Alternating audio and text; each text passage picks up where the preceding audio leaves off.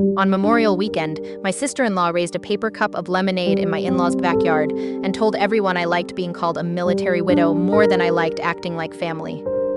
She said it with a smile, which somehow made it worse. Tara stood near the picnic table, one hand on her hip, the other wrapped around that sweating plastic cup. Behind her, the grill smoked too much, kids ran through the grass with popsicles, and my father-in-law's American flag snapped in the warm Ohio wind. I remember the smell of charcoal. I remember the paper plate bending in my hand under potato salad. I remember my mother-in-law, Carol, suddenly studying the deviled eggs. And I remember my father-in-law, Frank, sitting under the patio umbrella in his Marine Corps cap, not saying one word to stop her. That silence was the part that landed. Tara looked around the yard like she was finally saying what everyone had been too polite to say. Megan shows up for Memorial Day, takes the sympathy, lets people call her strong, she said. But when this family actually needs her, suddenly she has boundaries. A few people looked down. One cousin cleared his throat. Someone's little boy laughed near the fence because he was too young to know when a family had just turned cruel. I stood there with my plate in both hands, 38 years old, 5 years widowed, and somehow feeling like a teenager being scolded in a house I had never really belonged to. Daniel had been gone long enough that people expected me to be fine, but not long enough for his family to stop using his name like a key to every locked part of me. Frank finally spoke. Daniel would have expected you to do more. He didn't yell, he didn't point, he didn't even sound angry. He sounded disappointed, like I was a debt he had been patient about collecting. Back at Daniel's funeral, Frank had held my hand so tightly my fingers went numb. I thought grief had made us family. I know better now. Grief can make people gentle. It can also make them greedy. Sometimes people want your time, your guilt, your silence, your future. Sometimes they want you to keep standing in the empty place their loss created.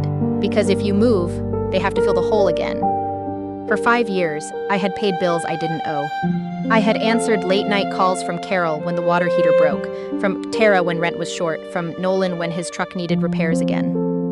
I had shown up with casseroles, checks, rides to appointments, and birthday gifts for children who called me Aunt Megan only when someone reminded them. And every time I hesitated, someone said Daniel's name. Daniel would want this. Daniel always took care of family. Daniel wouldn't turn his back on us. Nobody ever asked what Daniel would have wanted for me.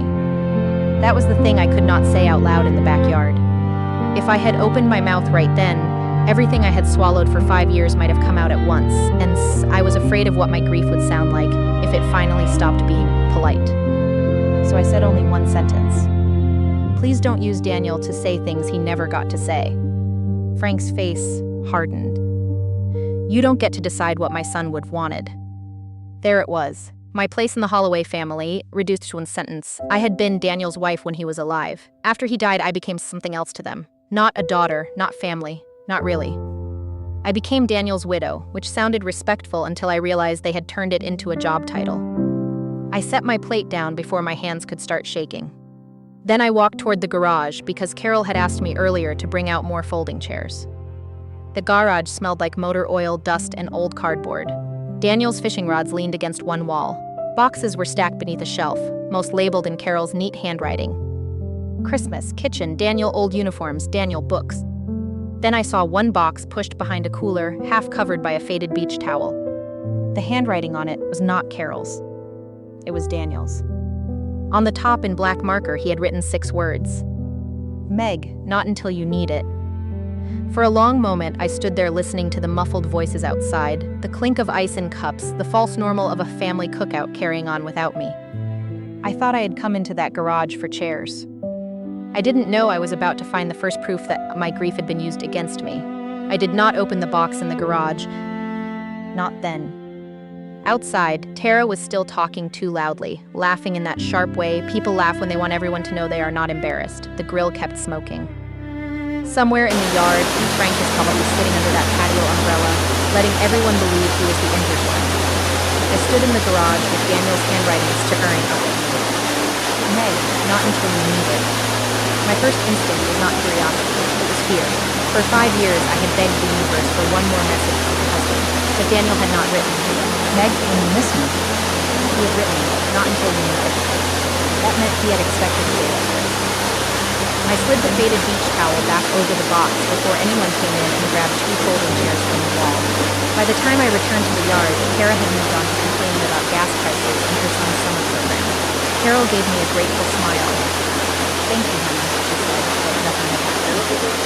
That was Carol's talent.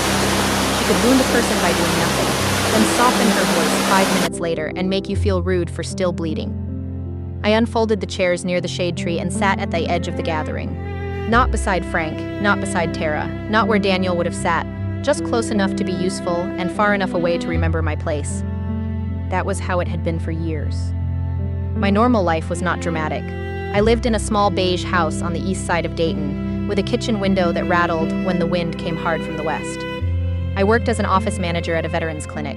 Most days, I answered phones, fixed scheduling mistakes, and explained paperwork to people who had survived worse things than bureaucracy but still hated clipboards. I was good at it.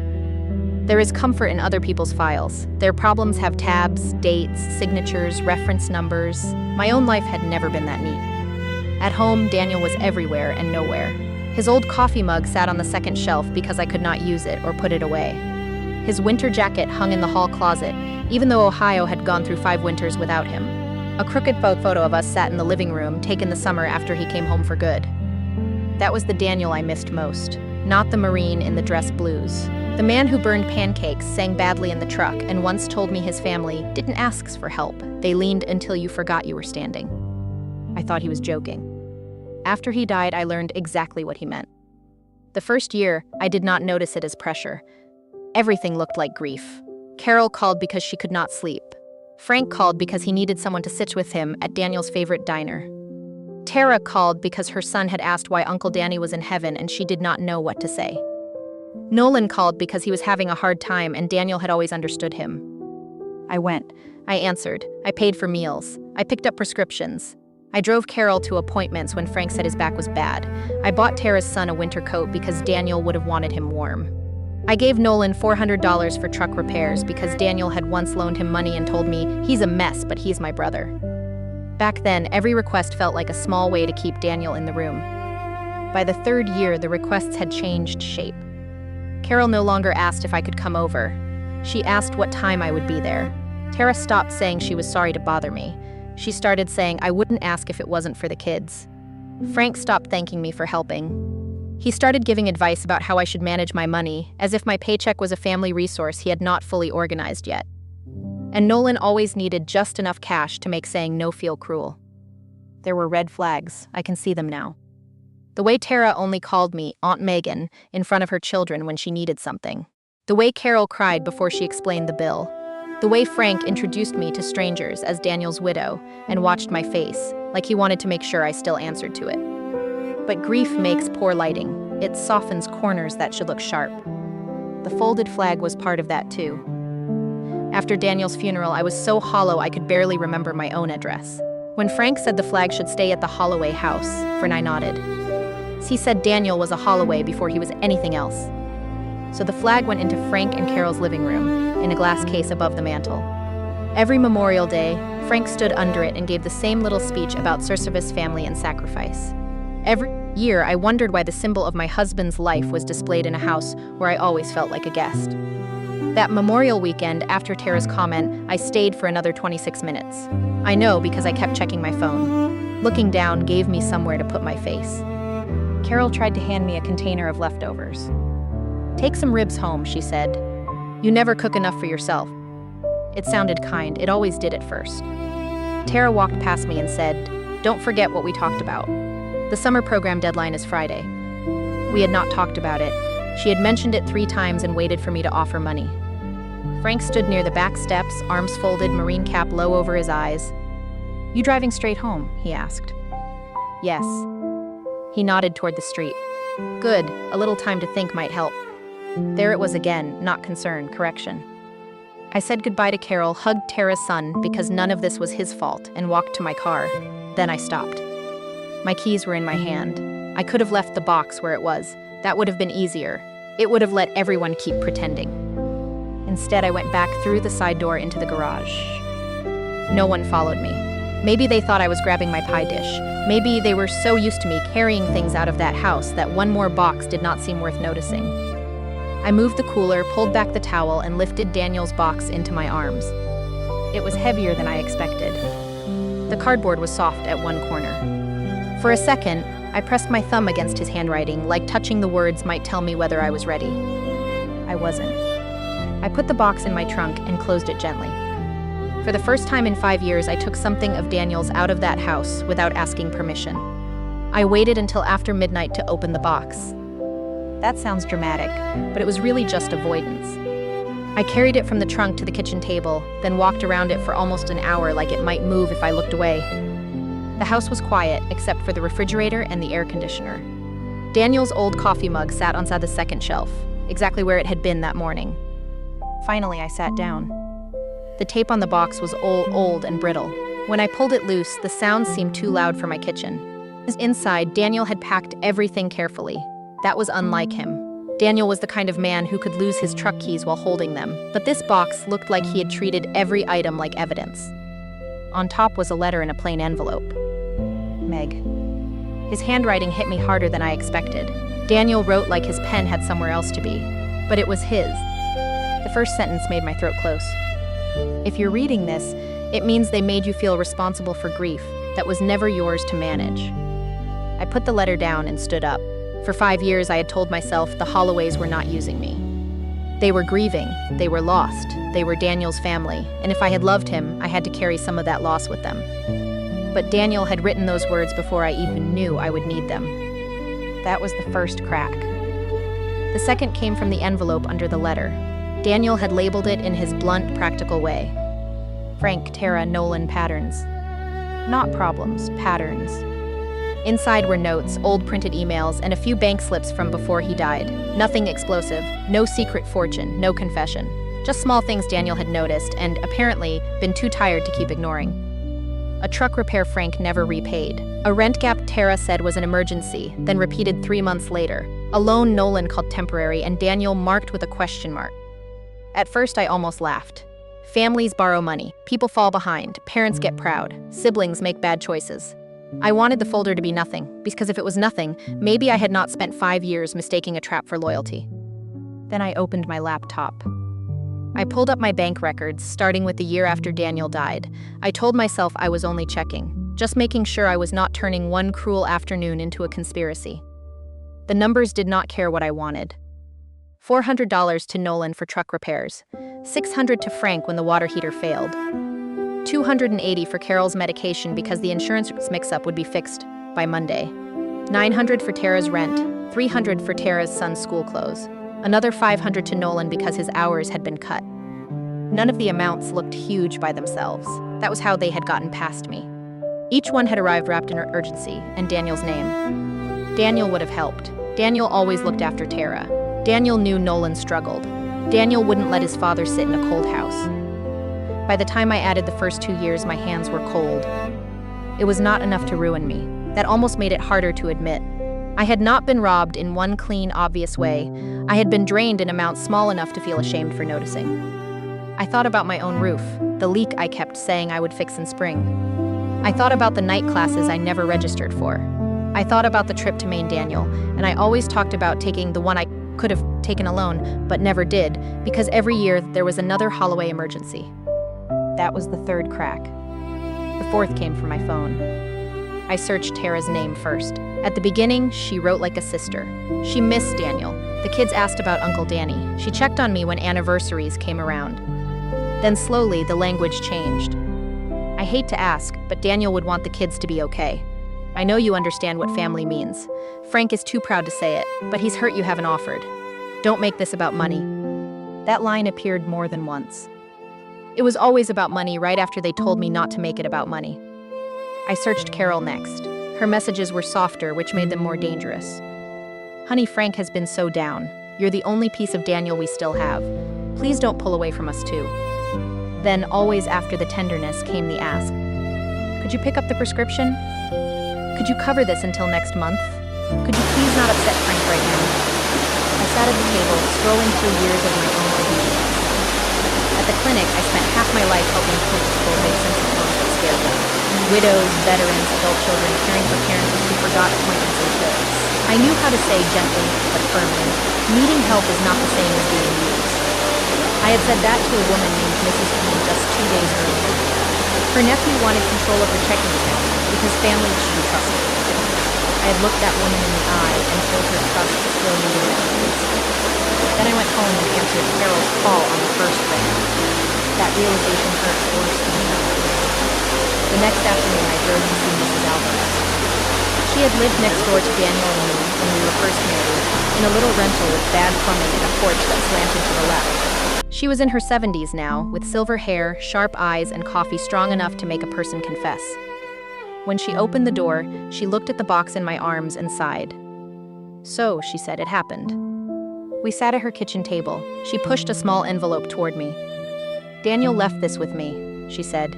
He told me not to give it to you unless you started apologizing for breathing. Inside was a printed transcript of a voicemail Daniel had left her a few months before he died. He had called while I was working late. He said he was worried about me. Not because of illness, not because of danger, because of his family. My dad turns honor into a bill, he had said. Tara turns panic into a weapon. Nolan waits for someone else to clean up the mess. And Meg will keep helping until helping becomes the only proof they accept that she loved me. I read that sentence 3 times. Mrs. Alvarez reached across the table and covered my hand with hers. Your husband wasn't perfect, she said, but he knew where the cracks were. I left her house just before sunset. I sat in my car with the envelope on my lap and cried without making much sound. That was how grief had trained me, quietly, politely. By the time I got home, Tara had texted twice. The summer program deadline is Friday. Please don't punish the kids because you're upset. Frank had left a voicemail. We need a family meeting. This drifting has gone on long enough. I listened to it once, then opened the old USB drive from Daniel's box. There were only 3 folders on it. Photos, insurance, if they say she left us. I stared at the last one until the screen blurred. Daniel had not left me a fortune. He had left me a record. The folder named If They Say She Left Us did not open into a perfect answer. I think part of me wanted that. 1 document, 1 sentence, 1 clean explanation that would let me stop wondering whether I was being selfish or finally waking up. But real life rarely hands you truth in a single page. The folder held pieces. Scanned receipts, photos of envelopes, notes Daniel had typed with dates and names, an email draft he had never sent to his father, a list of phrases his family used when they wanted something but did not want to call it asking. Family doesn't keep score. Dad's pride is all he has. Tara's just overwhelmed. Nolan means well. Meg will understand. Seeing my name there hurt. Not because Daniel blamed me. He didn't. His notes were gentle where they needed to be. But he had seen what I had not wanted to see. Even before he died, he knew I was the person his family leaned toward when consequences got heavy.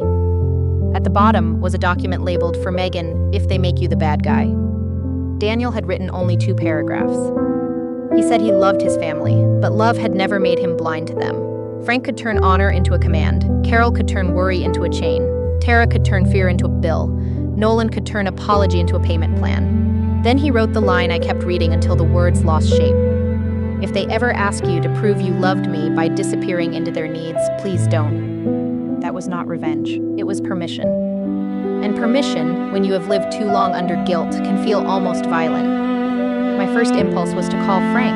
I wanted to hear him explain why his son had been so afraid for me.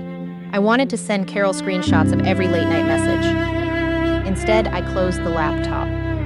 If I moved while angry, I would spend the rest of my life wondering whether I had acted from truth or pain. So I did what I did every day at the clinic. I made a file. The next morning, I bought a 3-ring binder, dividers, sticky notes, and pens. At my kitchen table, I built a timeline, not a speech, a timeline. Year 1 after Daniel died, grief calls, diner visits, small groceries, gas money. Year 2, Frank's water heater, Carol's dental bill, Tara's rent, Nolan's truck. Year 3, school clothes, another truck repair, a utility bill, a temporary loan that never came back. Year 4, the community repair form I barely remembered signing, the one Frank said was only to confirm family hardship. Year 5, Memorial Weekend, Tara's summer program demand, Frank's family meeting voicemail. I printed bank records and highlighted each transfer. I copied text messages into a document with dates attached. I did not add comments. The pattern was stronger without my adjectives. By noon, my kitchen table looked like a small, sad office. Then I called the credit union. I expected embarrassment. I got a woman named Patrice, who sounded like she had heard every kind of family emergency a bank account could survive. I told her I needed to review old authorizations connected to my checking account. She asked careful questions. She did not gasp. She did not tell me I was foolish. She just said, "Let's go one step at a time." That sentence nearly undid me. One step at a time was the opposite of how the Holloways operated. With them, everything was urgent and wrapped in Daniel's memory. At the credit union, Patrice gave me a clipboard and a pen chained to the counter. Nothing cinematic happened. There were just forms, ID checks, old signatures, and a waiting area with an empty coffee machine. But slowly the shape became clear. One automatic payment connected to Nolan's old loan had never been canceled. A mailing preference from years ago still sent copies of certain notices to the Holloway address, because Frank had once helped me after Daniel's death, when I could barely open mail without shaking.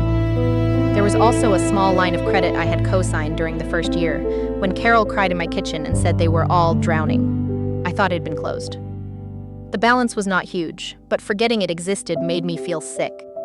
Patrice slid the documents toward me. "You can revoke access going forward," she said. "Some things take a few business days. Some may need written notice. I can't tell you what to do about the family side of this." "I know," I said. But she looked at me over her glasses and added, "I can tell you this. You are allowed to know what your own name is attached to." I sat in my car afterward with the folder on my lap. I did not feel victorious. That afternoon, I spoke with Jenna Rhodes, one of the benefits counselors near our clinic. Sitting across from her as the person needing help made me want to apologize.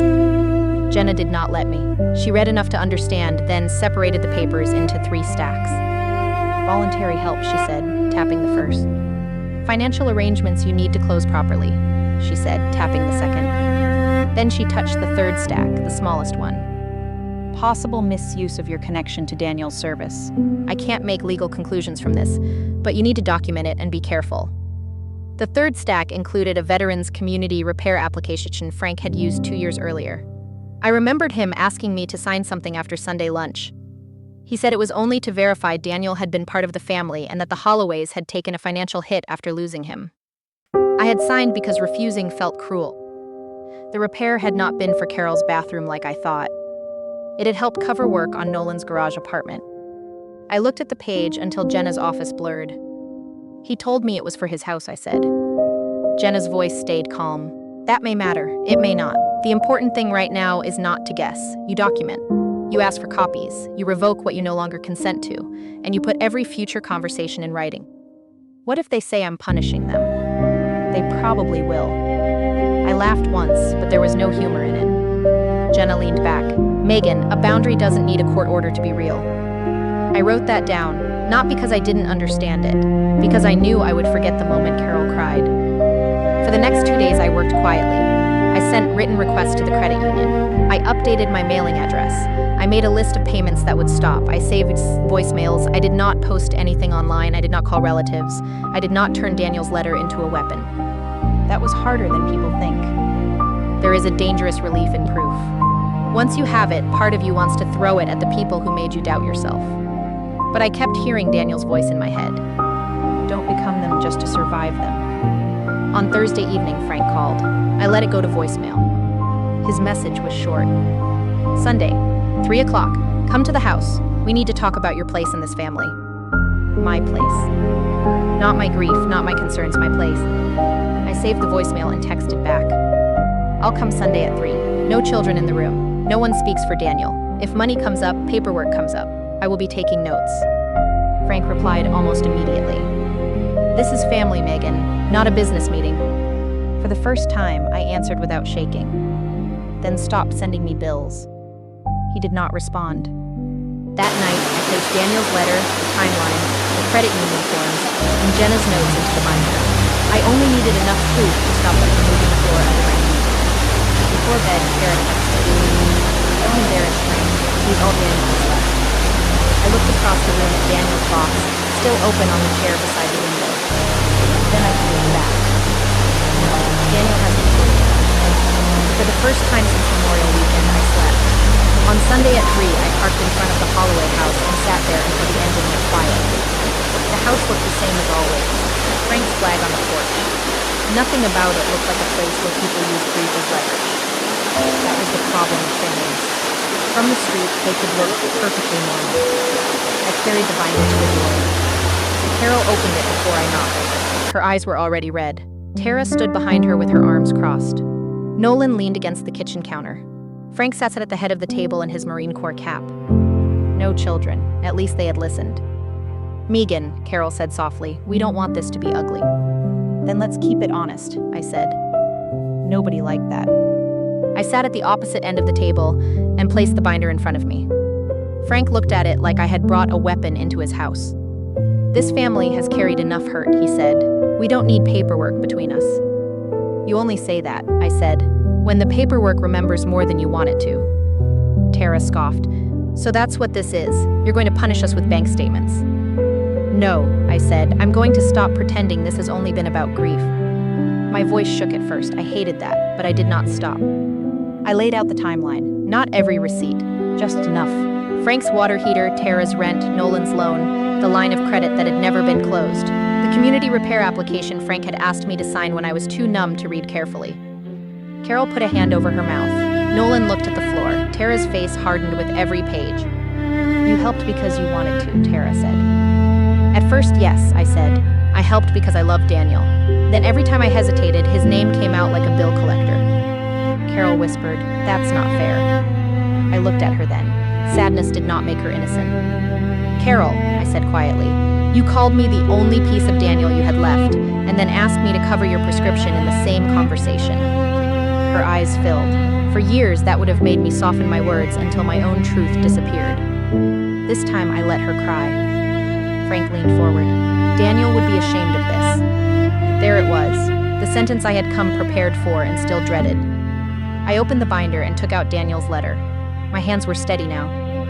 I'm not going to read all of it, I said. Some of him still belongs only to me. For the first time that afternoon, Frank looked uncertain. I read one line.